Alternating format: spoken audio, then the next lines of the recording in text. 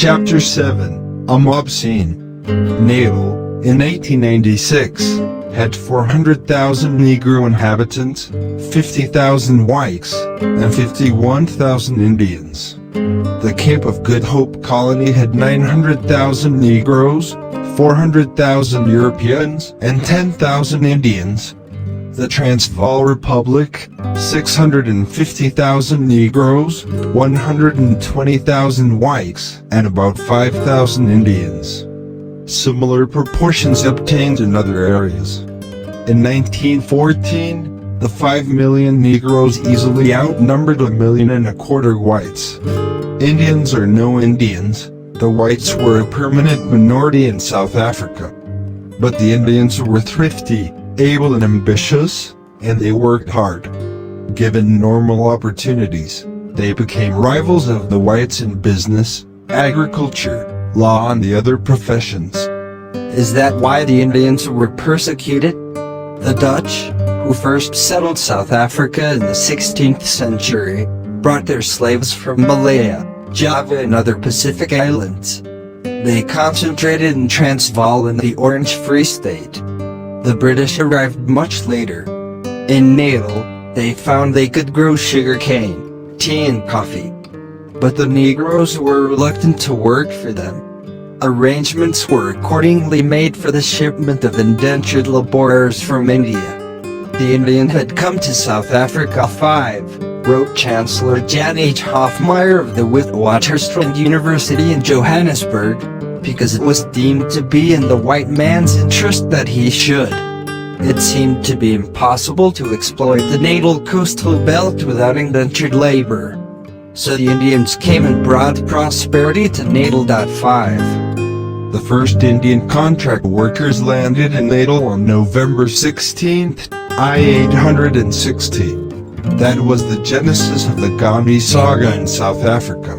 The indentured Indians were term serfs. They came from India voluntarily or, frequently, involuntarily and not knowing where they were going. Many were untouchable, snatched from semi-starvation. The system tied them for 5 years to private farms. When Gandhi had been in South Africa just over 12 months on August 18, 1894, these conditions were altered. At the end of the first 5-year period, the indentured laborer was obliged to return to India or agree to be a serf in South Africa forever.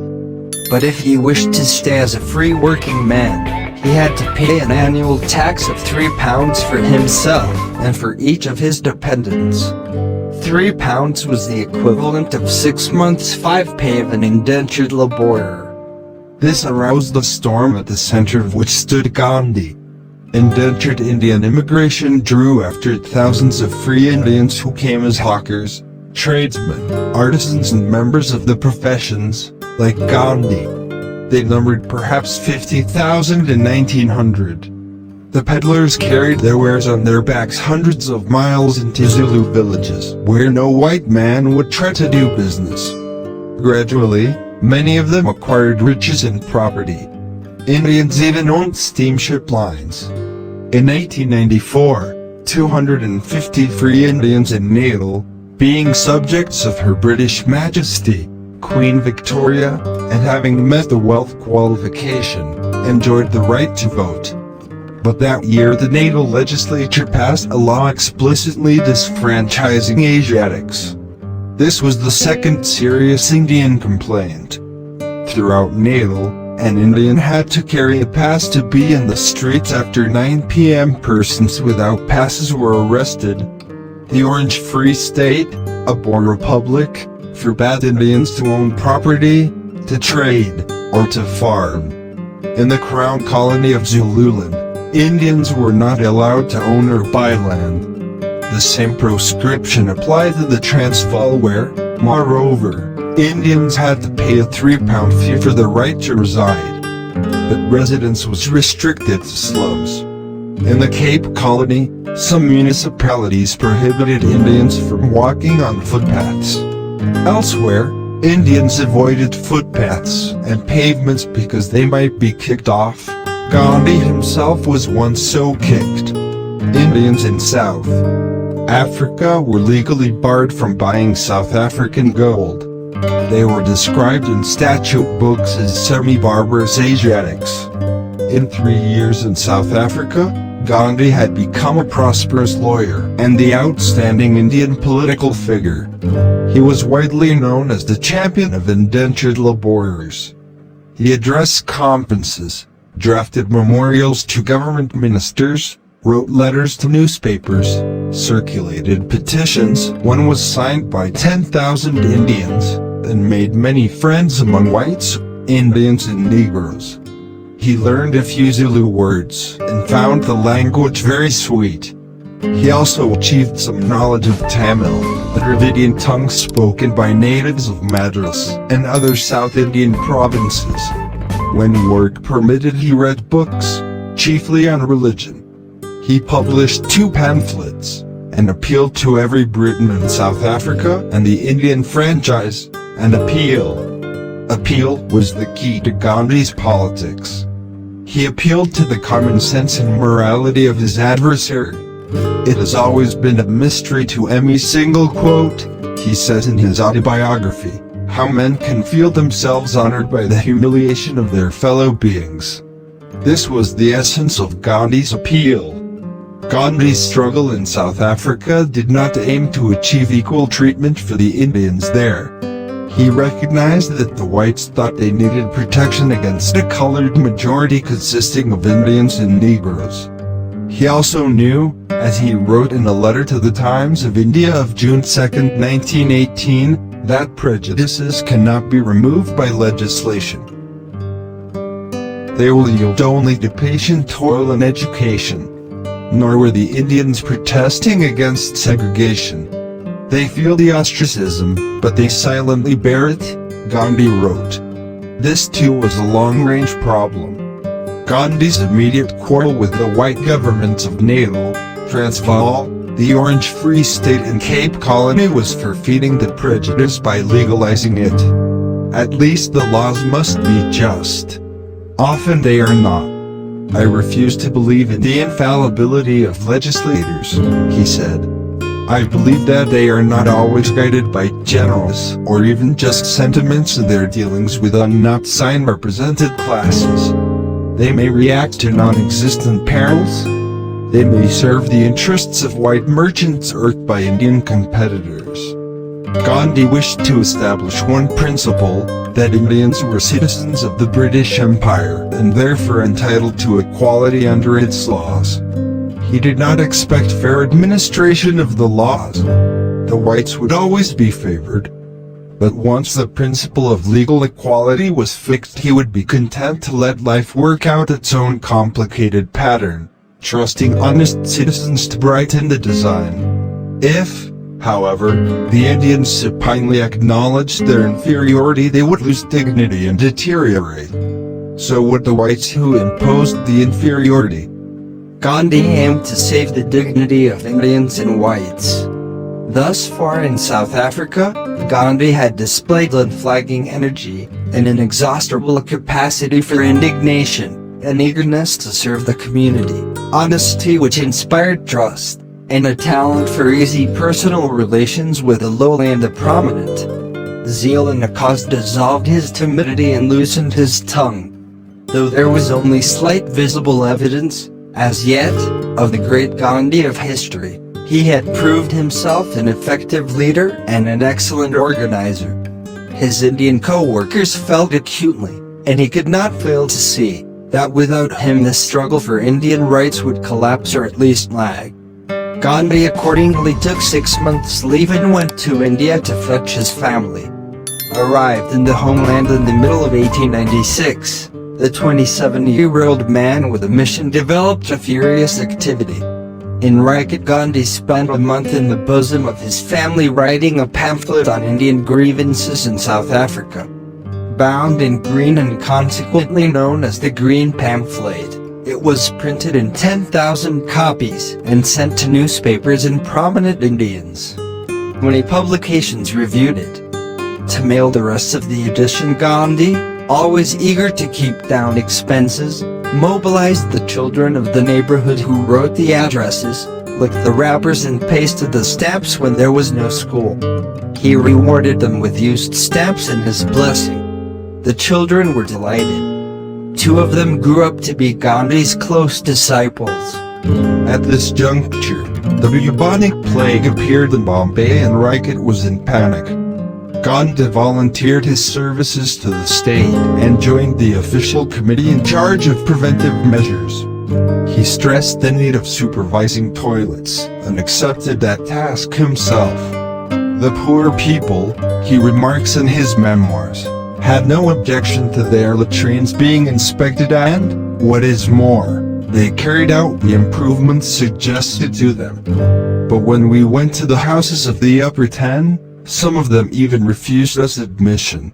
It was our common experience that the latrines of the rich were more unclean. 5 Next, Gandhi urged that the committee investigate the untouchables quarter.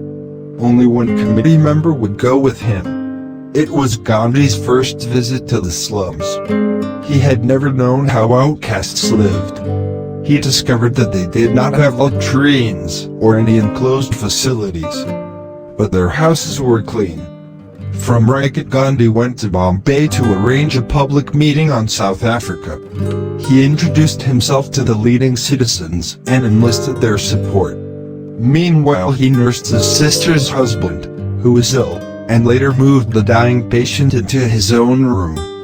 Gandhi always boasted of an aptitude for nursing which gradually developed into a passion. The Bombay meeting was a tremendous success because of the sponsors and the topic. Gandhi had a written speech, but could not make himself heard in the big hall. Somebody on the platform read it for him.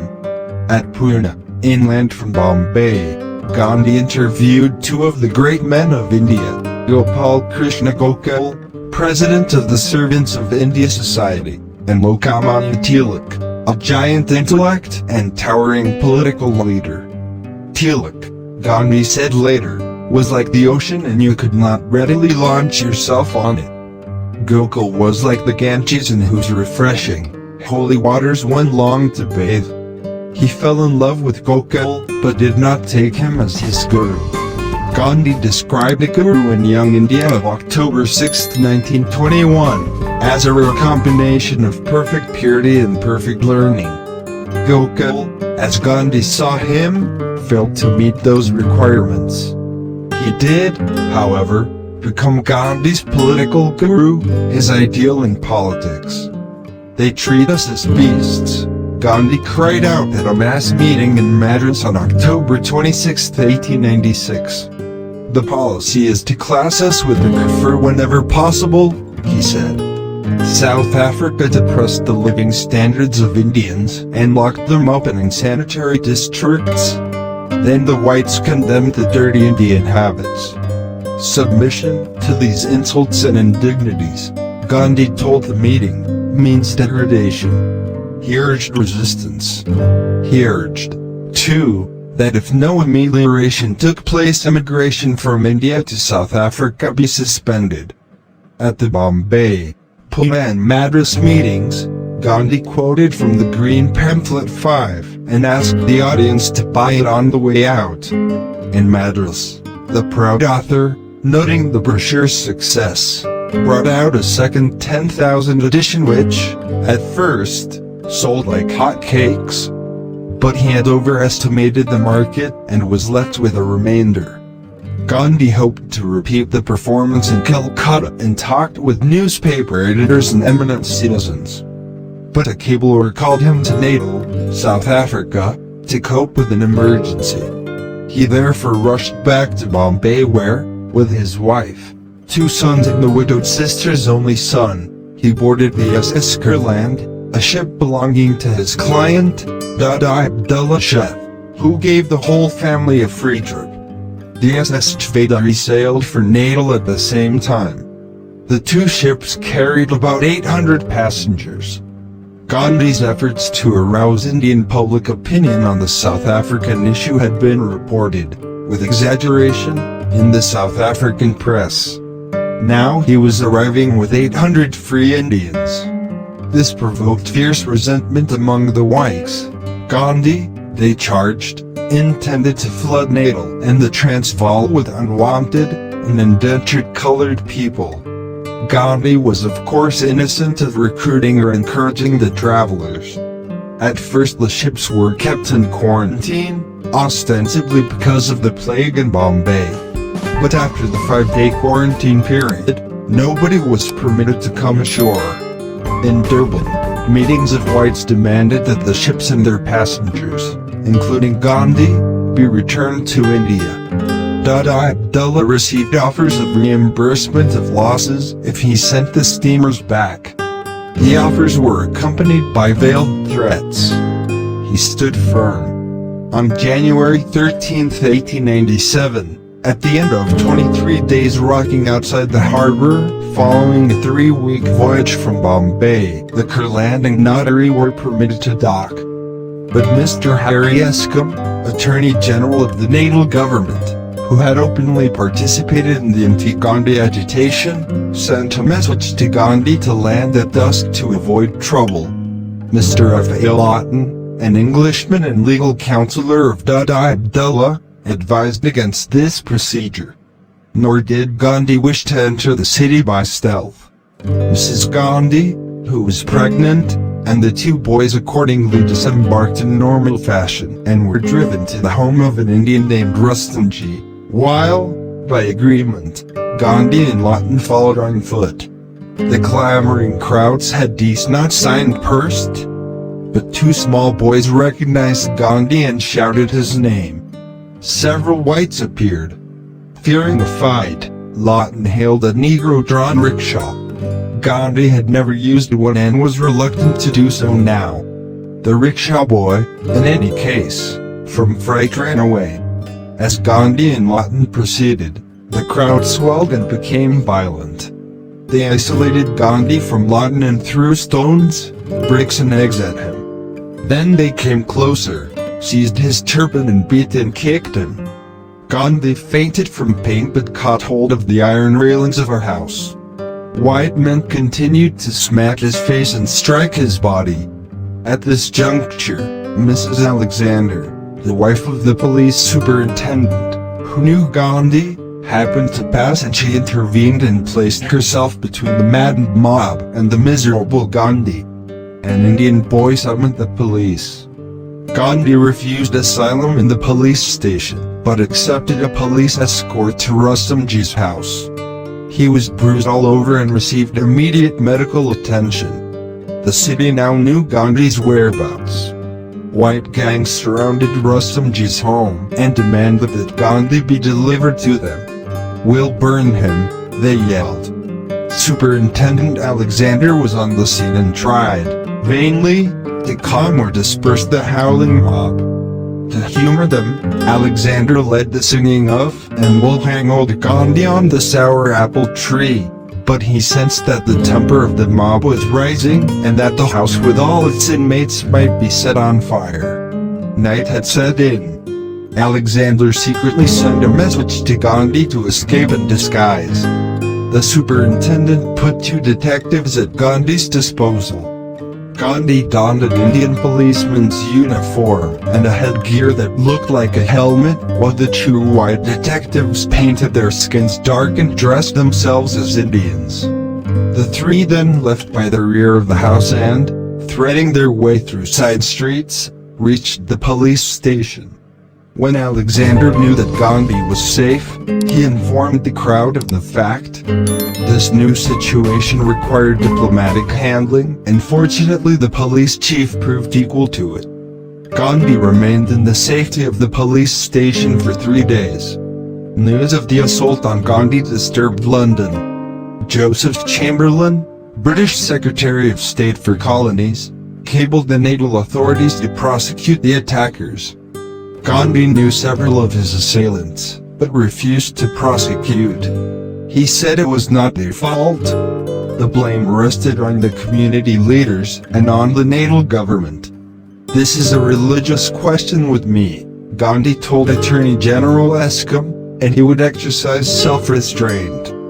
Gandhi ought to have hated every white face to the end of his life, wrote Professor Edward Thompson of Oxford.